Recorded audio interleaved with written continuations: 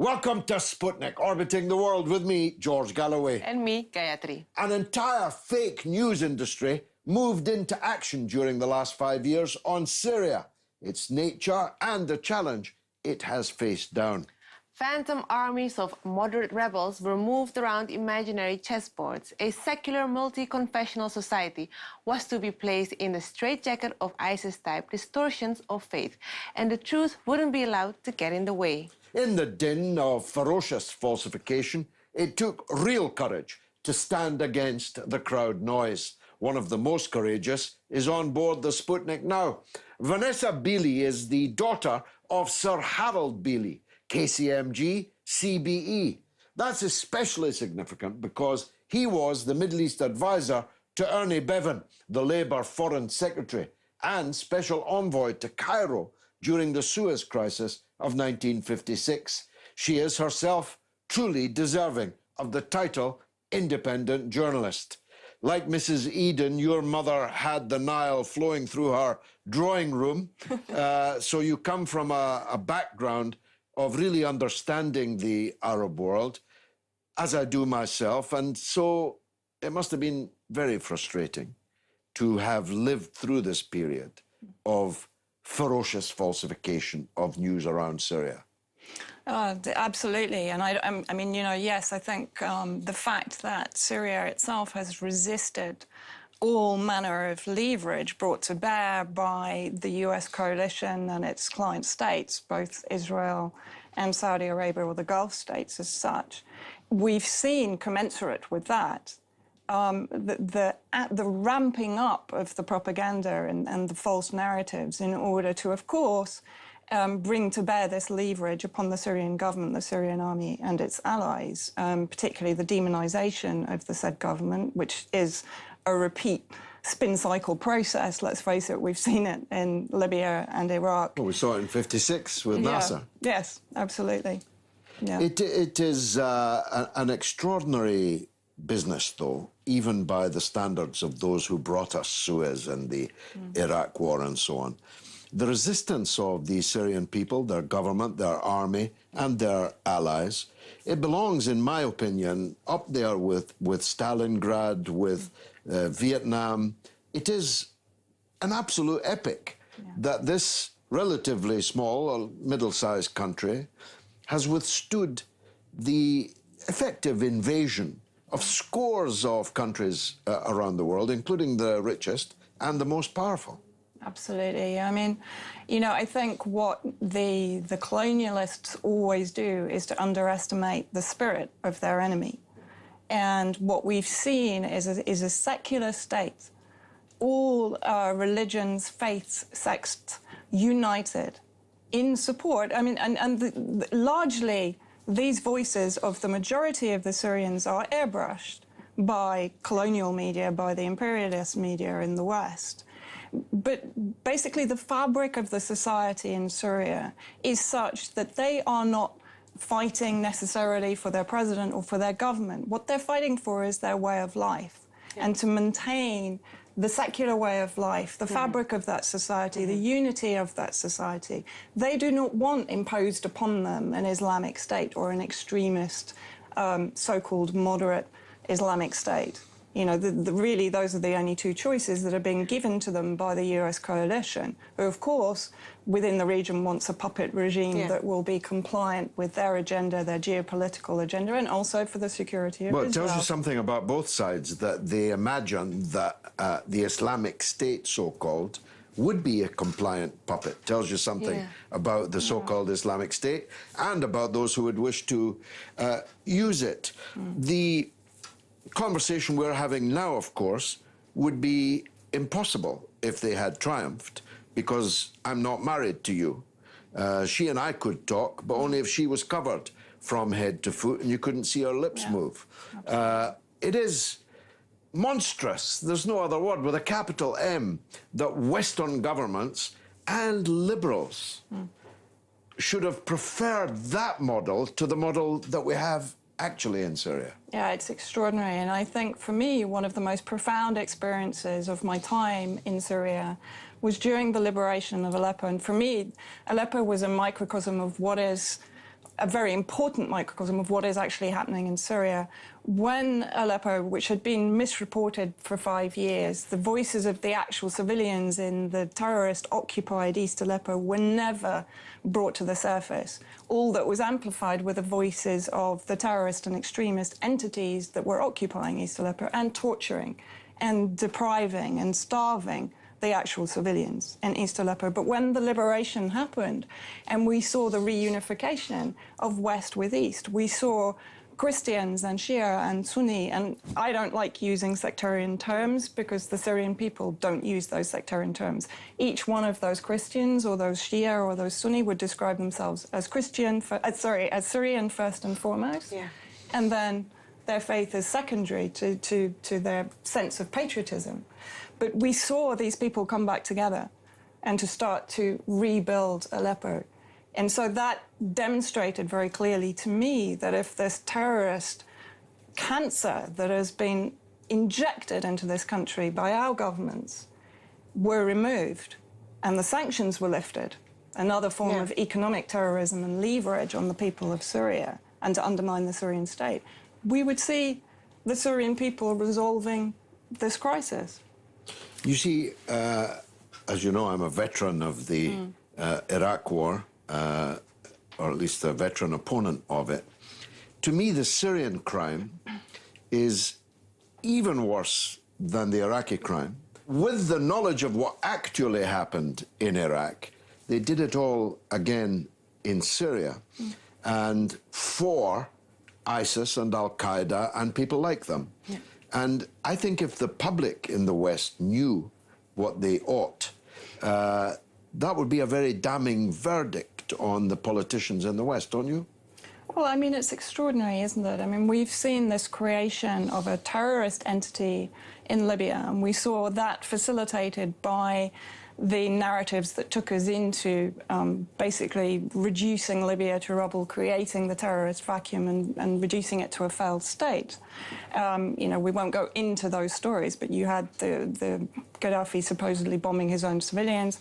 We had the troops on Viagra raping the women. You know, all of which were supported by Human Rights Watch, by Amnesty International, the usual NGO soft power complex.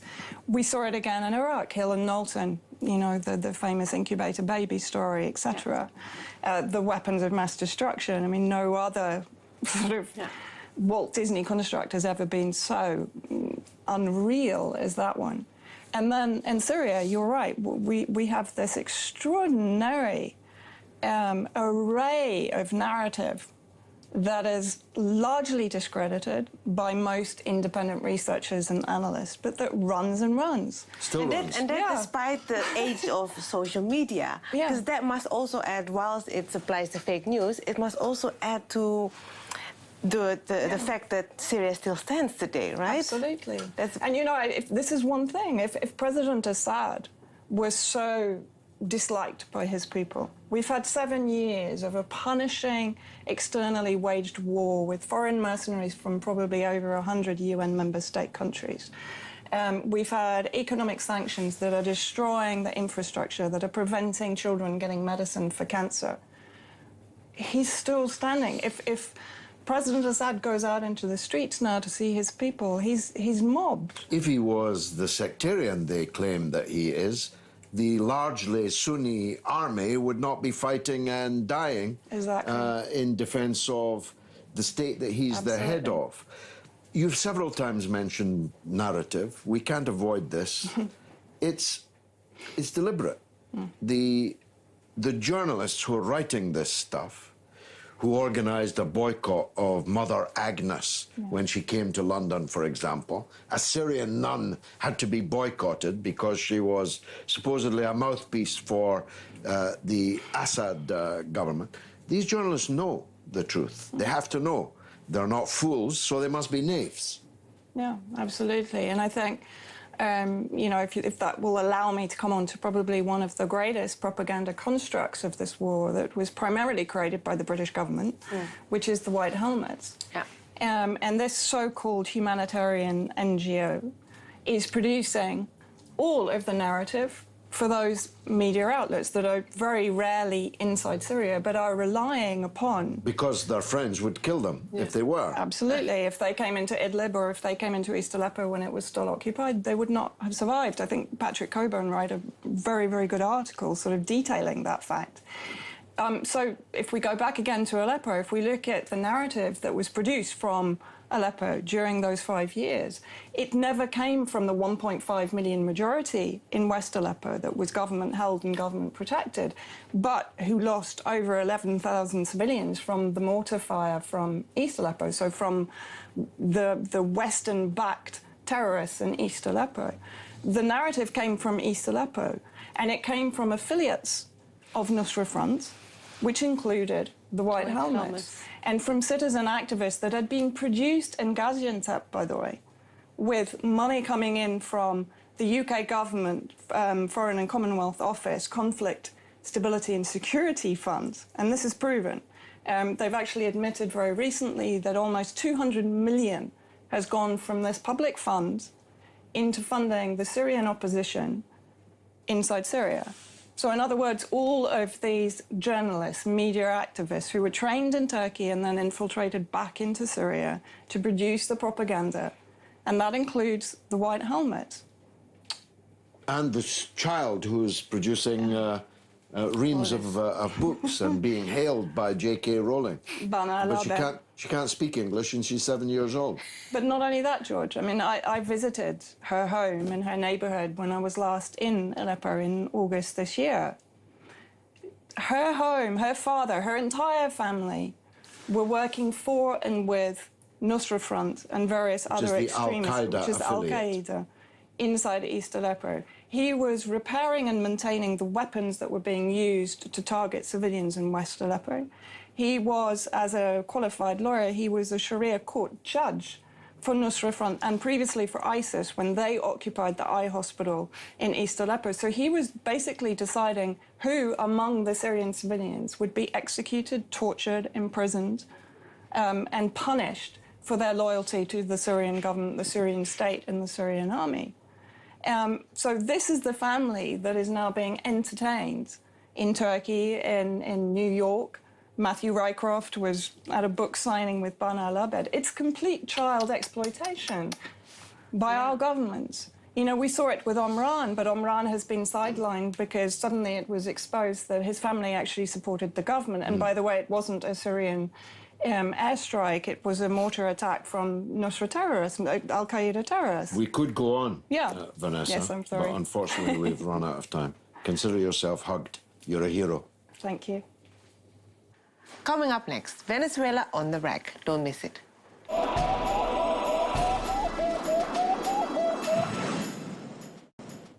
Welcome back to Sputnik.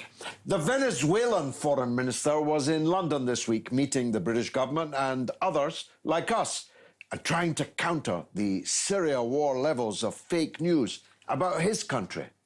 When we met him for lunch at the ambassador's residence, he was accompanied by our next guest, whom we hadn't seen since that monsoon day back in Caracas in 2012, the day of President Hugo Chávez's final election victory, when we all danced together in the rain. I knew him when he was a political activist in London, where he studied as a Chevening Scholar, no less. Since then, he's been a revolutionary fighter, a member of parliament, and now he's Venezuela's ambassador to India. He's Augusto Montiel, and he's with us now. Welcome, Your Excellency, as I must now call you, after a brief interlude of 30 years, calling you comrade. It's very, very good that you're here in London. No doubt you'll tell us the kind of diplomatic things that are happening, but start, if you will, with the decision of Trump to ban Venezuelans from traveling to the United States? What's that all about? Well, it's about another aggression to Venezuela. It's about another attack to the sovereignty of Venezuela, to Venezuelans, to the constitutional and institutional architecture of Venezuela. And of course, it's an attack, it's a direct attack to the government of the most democratic government in the whole of Latin America. If we talk about terms of elections, if we talk about the access to clean water, to education, let's remember that Venezuela is the country that in the shortest time achieved the Millennium Goals that were supposed to be completed in 15 years. They were completed in only 9, certified by the United Nations. So 100% literacy, the highest rate of education, enrollment in the region, the highest level of human development in the region, still now after almost 5 years of economic and financial blockade and attacks by, unfortunately, the government of the United States and several other factors in the oligarchical mainframe of Latin America. And that means, in fact, this all started under the darling of the liberals, Barack Obama. It was. In 2014, Obama signed a decree stating that Venezuela was a menace, a threat to the security of the United States. That was in 2014. And now President Trump in 2017 has again extended that decree, which was, let's remember, a decree that was also approved previous to the invasion of Iraq, previous to the invasion of Libya, previous to the invasion, all these terrorist attacks on Syria. Exactly the same has happened in Venezuela. But what the world doesn't know, because most international corporate press agencies do not, news agencies do not show or give information about the elections in Venezuela. In 3 weeks' time, on the 15th of October, there will be a national election in Venezuela. We will be electing 23 governors. And the opposition in Venezuela, all of the parties of the opposition have put forward their candidates, and the government has put forward their candidates. So there is, in fact, right now, an official electoral campaign in Venezuela. So it's all a big lie. Quite a dictatorship then, huh? About dictatorship, please, come on. Dictatorships in Venezuela or human rights violators.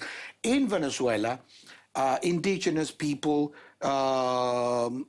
gays, women, children, all have their constitutional rights well framed and well expressed. Yeah. Look, Gayatri and I know almost everything of which you speak because we have seen it, thanks to you as our host, with our own eyes. The big question, therefore, is why is Venezuela's reputation so bad in the world? Why have the big news organizations apparently decided that discrediting Venezuela is so important?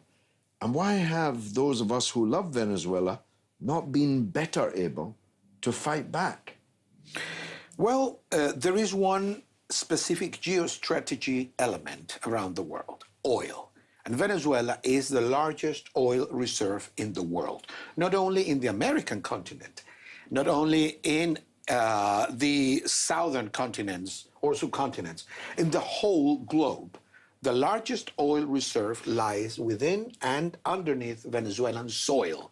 That is a geostrategic fact, and that is a fact of power. And in Venezuela, according to the constitution, the wealth provided by oil and the oil itself is or belongs to Venezuelans. It cannot be in the hands of anybody. Of course, in Venezuela, there are private multinational companies producing oil, but the majority of the assets in any of those companies, of course, must be Venezuelan. And whatever happens inside Venezuela is on the interest of Venezuelans and with the interest of cooperating with the rest of the world on the basis of United Nations Charter principles. And that is the most democratic element anywhere, anybody in the world can aspire. Would we have asked ourselves, would that be a reason why, for example, President Trump dismisses and violates these principles, discrediting the United Nations, calling the United Nations to stop representing democracy and representing plural processes around the world? What we are seeing here is a government in the United States and their corresponding financial and industrial and power elements, instruments, tools, and one of them is people's minds. So how do you control people's minds? Through the spreading of information, which in the case of Venezuela, what the international corporate news agencies have been talking about Venezuela is completely untrue. One thing, for example, they hide completely the support of the people of Venezuela to the government of Nicolas Maduro so as to make it look as if the government is in isolation. The government is an anti-popular government, and which is not true at all. 8.3 million people voted on the 30th of July, but that didn't appear anywhere, or in very few spaces of press, newspapers or televisions and so on. So they're trying to separate the government of President Maduro from the massive, great national support it still, and after 4 years of intense attacks, financial, against the currency, against economics. They have even tried now for 3 years, and they have been able to do it. They don't let the food stuff produced in Venezuela or imported to be distributed freely. They take it to our neighbor country, our sister country, Colombia. They put lorries, they carry lorries of currency, paper money, and they take it to Colombia, they take it to Brazil, so as to create destabilization, economic destabilization. They have tried every single... There have been, as you well know, as the whole world knows, in 2002, there was the first coup d'etat, violent coup d'etat, against President Maduro, against President Chavez, I'm sorry, and it was successful. They took him away for 3 days. Millions of people went out on the streets with the military, and they rescued President Chavez. But the government of the United States was the only government, the first government to salute, to greet the new dictator. And then Mr. Blair's government briefly welcomed that coup, only to have to eat their words a couple of days later. Look, we could talk to you all night, but unfortunately, we've run out of time. Augusto Montiel, Your Excellency, Ambassador Extraordinaire, thanks very much for joining us. Thank you very much. On the Sputnik. And now it's your turn to tell us what you think through the portals of social media. What's rattling, Gayatri? Right. Syria, fake news of Syria. Ricardo Picasso says the UK action in Syria was David Cameron's vanity project. So desperate was he to be a war leader that he put it to a vote, not once, but twice. Well, of course, it's not just David Cameron. We oughtn't to place all the responsibility on him. There was a significant number, more than 100, Labour MPs who supported Britain joining in the bombing of Syria, and British government from A to Z have supported the overthrow of the government in Syria, even though they knew for sure that the only beneficiary could be ISIS, Al-Qaeda, and people like them. We don't learn from history, it seems. And Venezuela, how will this weekend's elections go? Scott Carr says, it's not who votes, it's who counts the votes. Ain't that right, George? No, the Venezuelan Electoral Commission is universally recognized as free and impartial. Even the Venezuelan opposition accepts that. They have conducted their work in all the previous elections and plebiscites. And don't forget, for a dictatorship, Venezuela doesn't have a lot of elections and plebiscites without any criticism of their impartiality at all. So whatever the result this weekend, you can be sure it's the actual result and not invented by anyone. Well, that's all the time we've got for the tweets. Which, alas, means that's the end of the show. But you can stay in touch with us on social media, on Facebook, Sputnik on Russia Today, or on Twitter and Instagram, RT_Sputnik. It's goodbye from me, Gayatri. And from me, George Galloway. It's been marvellous.